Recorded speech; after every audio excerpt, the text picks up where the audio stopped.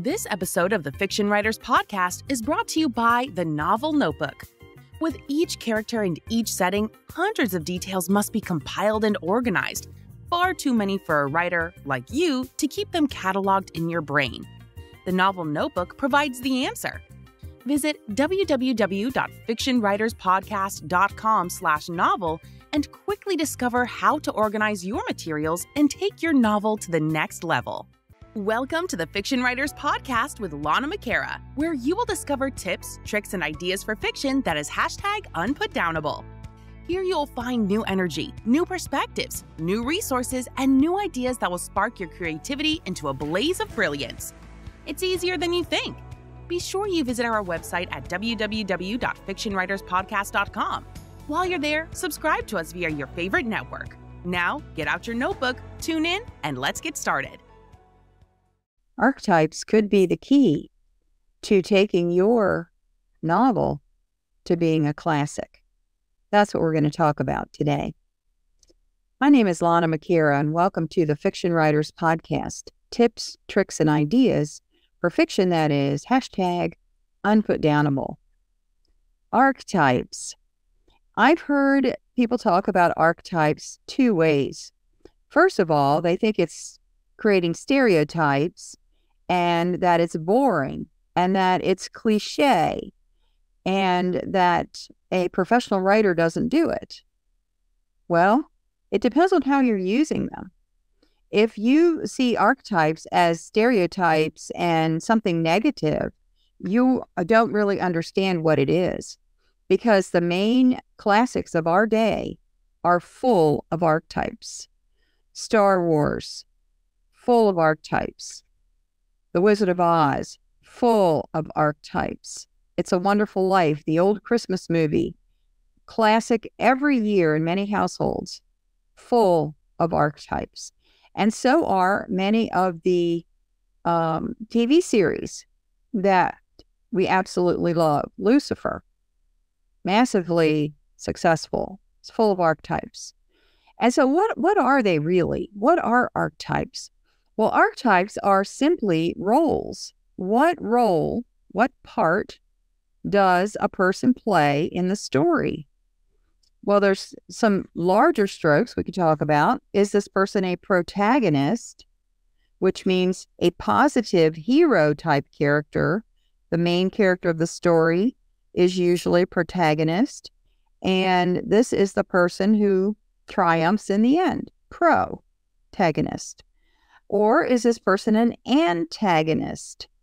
Antagonist, which is against. So this person, the antagonist, is working against the other person.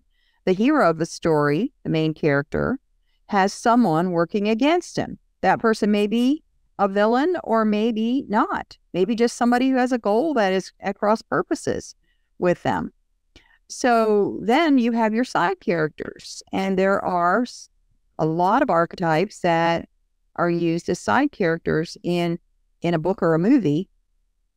A side characters could be a best friend. It could be a love interest who's not a main character, but more of a side character that rounds out the life of someone.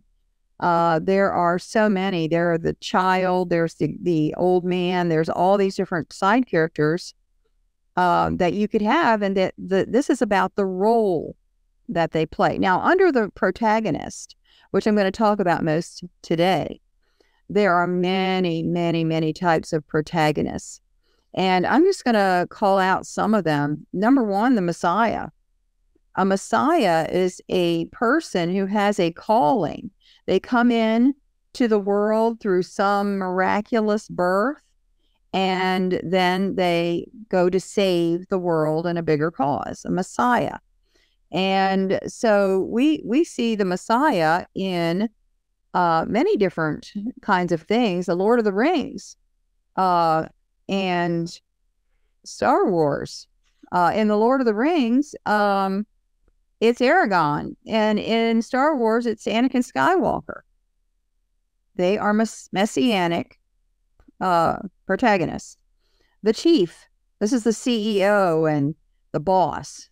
The reluctant hero, the guy who sees the thing happening that he has to take a part in to help and conquer, but he doesn't want to do it. Reluctant hero. They're oftentimes comic, but sometimes they are tragic. They end up in places they never wanted to be, and they're scared, but they keep going. The clumsy hero, the guy who tries to pull out his gun and shoots himself in the foot, that kind of guy. That's also comic. The best friend, the born loser. The born loser, he can never get it right.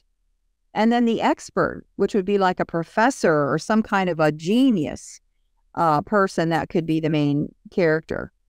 A competitor would be a sports person or someone in a beauty contest, whatever. The Avenger. This is more of a dark character. This person is trying to right wrongs and get justice. The loose cannon. And we love those in police procedural books and movies, where the guy will pick a lock, he'll climb in the window, he does all these outrageous things that real policemen could never do, but he does. The haunted hero has got a troubled past. Think Spider-Man. Spider-Man is a haunted hero. They've got all this baggage from pain of their past. The honest thief. This guy is actually a criminal, but with a good heart. And the lovable rogue. This person is kind of like Crocodile Dundee or the Saint, if you've seen any of the Saint movies. The lovable rogue, they live outside of society's norms, but they are good people. Even though they break the law and they do these other things, we still do resonate with them. We kind of wish we could be one. Another one is the humbled hero, someone who has fallen and now they're coming back, trying to come back. The nice jock. This is an athletic person who's really nice to be around. All the girls falling all over the guy or the guys over the girl, whatever. And this is a jock, a nice jock. And then the nerd. We see the nerd in so many different subgenres, all these different kinds of nerds. I mean, you could have the whiz kid, you could have the hermit genius, you could have the prodigy. So look at all the different types, all the different roles of these various archetypes. I haven't even gone through the whole list. I'm reading off from the course, my course, How to Write a Novel That Sells. There are over 50 of them. And each one has a little different nuance, a little different flavor. And so when you get clear on the archetype of your characters, then you have kind of an idea of how to frame them. Now, within that archetype, let's say you have a nerd in your book. Each of them has a personality. The archetype does not have anything to do with their personality. It has to do with the role they play. Is this nerd guy who's brilliantly smart, is he outgoing or introverted? Does he have a lot of friends or no friends? What does he do for fun when he's not working on his genius projects? What does he do then?